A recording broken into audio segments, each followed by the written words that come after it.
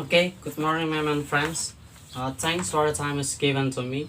My name is Luis Narioleco. So this video, I want to explain you about interpreting process.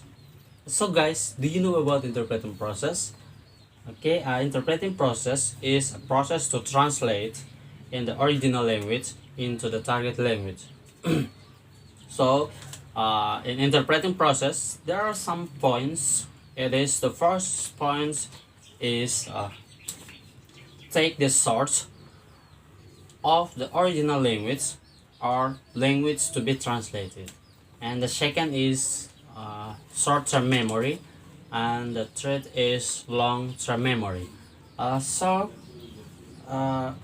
okay, guys.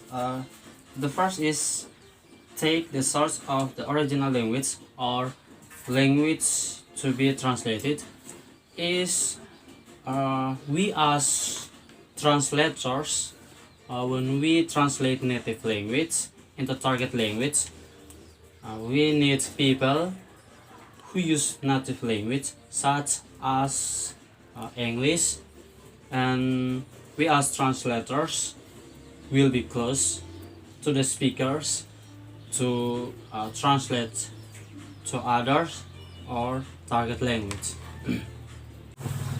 Okay guys, the second in interpreting process is short-term memory. So in short-term memory is memory that stores information is limited, and this only just saves time for 15 to 13 seconds. And okay, the third is long-term memory. Long-term memory in interpreting process is a memory that stores a lot of information, such as knowing about cultural, educational,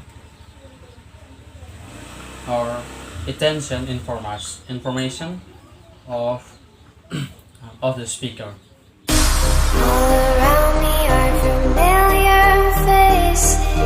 Oke, di sini saya akan membahas tentang proses penerjemahan. Nah, proses penerjemahan adalah proses penerjemahan dari sumber bahasa asli ke bahasa sasaran atau target bahasa. Di dalam proses penerjemahan ini, dia ada beberapa hal yang perlu kita ketahui di sini. Adalah yang pertama, mengambil sumber bahasa asli ke target bahasa, dan yang kedua adalah ingatan jangka pendek, dan yang ketiga adalah ingatan jangka panjang. Nah, yang pertama, mari kita lihat yang pertama, mengambil sumber bahasa asli ke target bahasa. Ini dimana kita sebagai yang akan sebagai penerjemah harus mengambil hal-hal yang terpenting atau makna yang terpenting dari sumber bahasa asli ini, agar di saat kita menyampaikan, orang bisa mendengar dan memahami apa yang kita sampaikan. Dan yang kedua adalah ingatan jangka pendek. Nah, di dalam ingatan jangka pendek ini, dia tidak menyimpan terlalu banyak informasi dari sumber bahasa asli tersebut. Dan di dalam ingatan jangka pendek ini, dia hanya memiliki waktu, dia hanya mampu menyimpan waktu itu hanya 15 detik sampai dengan 30 detik saja untuk ingatan jangka pendek di dalam proses penerjemahan ini. Oke, baik. Dan yang ketiga adalah ingatan jangka panjang. Nah, ingatan jangka panjang dalam proses penerjemahan ini di mana dia menyimpan begitu banyak informasi dari sumber bahasa asli, yaitu sebagai informasi berupa pendidikan atau tahu tentang situasi dari sumber bahasa asli, sehingga dia dapat menyampaikan kepada para pendengar.